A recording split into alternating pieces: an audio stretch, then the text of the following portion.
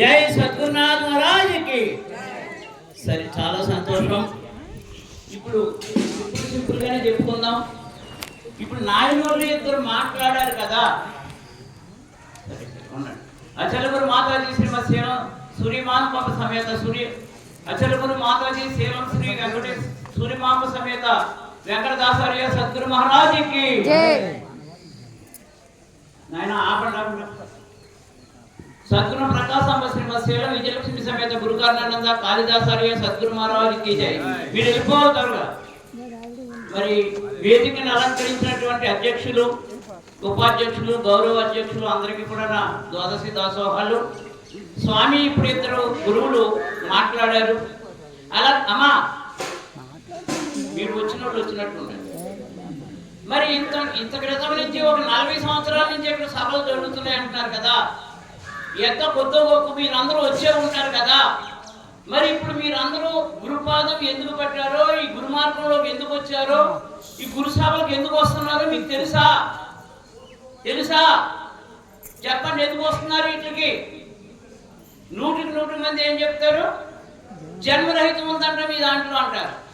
మరి జన్మరహితం అయ్యిందా? 40 సంవత్సరాల నుంచి ఇప్పుడు సభలు కట్టండి అవుతున్నారు కదా, అయ్యిందా? ఒక్కరైనా చెయ్యొద్దండి, మాకు తెలిసిందని.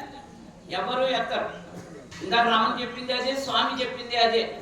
స్వామి చెప్తున్నారు, మీరు ఏం గ్రహిస్తున్నారు? ఇంటి దగ్గర మాట్లాడుకుంటున్నారు. ఎట్లాగవుతుంది? ఇప్పుడు చెప్పారు కదైనా, రెప్పపాటు అన్నారు ఆయన. రెప్పపాటు మోక్షం. అసలు మోక్షం అనే పదానికి అర్థం ఏంటి? జన్మరహితానికి అర్థం ఏంటి? జనన మరణ భ్రాంతి రహితానికి అర్థం ఏంటి? మోక్షము అంటే జన్మరహితం కాదు. మోక్షం అంటే అటు చూస్తారా? ఎందుకు ఇప్పటికే బుద్ధులు మారవా మీది? చెప్పండి మళ్ళీ అర్థం అనుకోండి. మోక్షము అంటే ఏంటి? మోక్షము అంటే ఏంటి? ఇరుగు నుగ్గురాలతో. మోక్షము అంటే జన్మరహితం కాదు. బాగా చెవులో పెట్టుకోండి.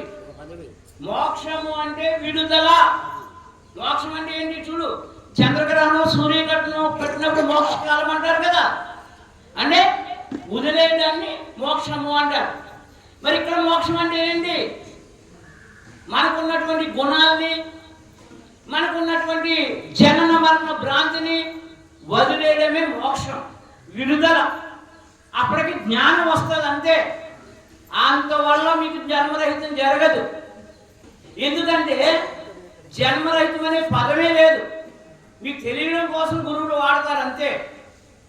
మన సాంప్రదాయం ఏంటి? జనన మరణ భ్రాంతి రహితం. ఏంటి మన బోధ? జనన మరణ భ్రాంతి. నేను పుడుతున్నా, నేను చస్తున్నా అనేటువంటి భ్రాంతి ఒకటి పట్టుకుంది మనకి. మనం పుట్టడం లేదు, చావడం లేదు, కానీ పుడుతున్నట్టు చస్తున్నట్టు భ్రాంతి చెందుతున్నాం. ఆ భ్రాంతి వదలాలంటే నిజమైన సద్గురువును పట్టుకోవాలి. కోట్లాది మంది గురువులను తిరుగుతున్నారు, వాళ్ళు కాదు. అసరైన నిజ గురువును పట్టుకోవాలి. గురువులందరూ కూడా మార్గదర్శకులే.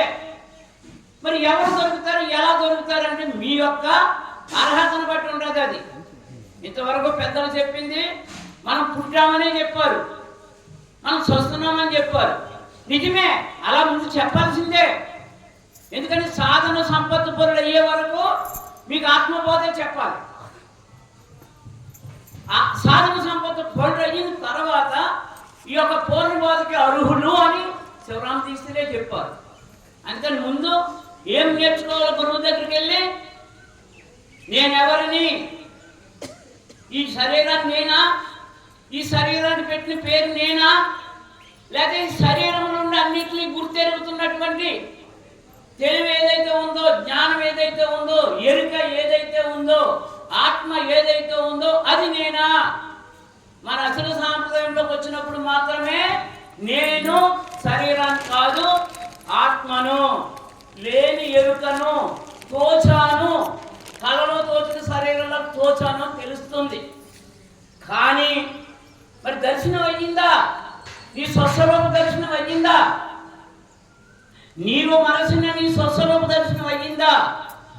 అయ్యిందా అంటే ఖచ్చితంగా సాధన సంపత్తులు పొరుడు అయ్యి నీ యొక్క స్వస్వరూపాన్ని దర్శించాలి. దర్శించిన తర్వాత ఏమవుతావు అంటే నీవు పాలలో వెన్న కనిపించదు, పెరుగులో వెన్న కనిపించదు. చిరికిన తర్వాత మజ్జిగలో వస్తుంది వెన్న. మజ్జిగలో వెన్న వచ్చిన తర్వాత ఆ మజ్జిగ వెన్న ఎన్ని రోజులు కలిసి ఉన్నా ఒకదానికొకటి అట్టుకో. అట్లాగే మనం కూడా ఆత్మదర్శనం అయ్యి నేనే పరమాత్మను, నేనే ఆత్మను, గత జన్మలో ఏవో చేసిన పాప పుణ్యాలకి ఈ శరీరాన్ని ధరిస్తున్నాను, ఇప్పుడే 1 కోటి జన్మలు ఇస్తాను అని అర్థమవుతుంది. ఎప్పుడైతే నీకు ఇది అర్థమైందో చల్ల వెన్న కలవనట్లు ఈ సృష్టిలో నీవు భార్య బిడ్డలతో ఉన్నా, సంసారం చేస్తున్నా, శరీరం రాలిపోయే వరకు నువ్వు కర్మలు చేస్తున్నా ఏ కర్మ నిన్ను అంటదు. ఈ లోపల సద్గురుకు సేవ చేసి ఈ జనన మరణ భ్రాంతిని తొలగించుకోవాలి. భ్రాంతి మనం మాయా భ్రాంతిలో ఉన్నాం, మనం మాయలో ఉన్నాం.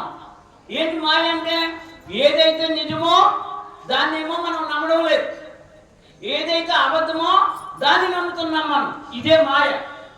చూడు మనం ఎలాగంటున్నాం, రోజు సూర్యుడు ఉదయాన్నే తూర్పున వస్తున్నాడు అంటున్నాం, మధ్యాహ్నం సాయంత్రం అస్తమిస్తున్నాడు అంటున్నాం. ఇది తప్పు, ఇదే మాయ. సూర్యుడు ఎక్కడికి కదలడు. సూర్యుని చుట్టూ భూమి తన చుట్టూ తాను తిరుగుతూ సూర్యుని చుట్టూ తిరగడం వల్ల రేయి పవలు ఏర్పడుతున్నాయే తప్పించి సూర్యుడు ఎక్కడికి కదలడు. కానీ నువ్వు దేశంలో ప్రపంచంలో ఎవరి దగ్గరికి వెళ్ళి అడిగినా సూర్యుడు ఉదయాన్నే వస్తుంది.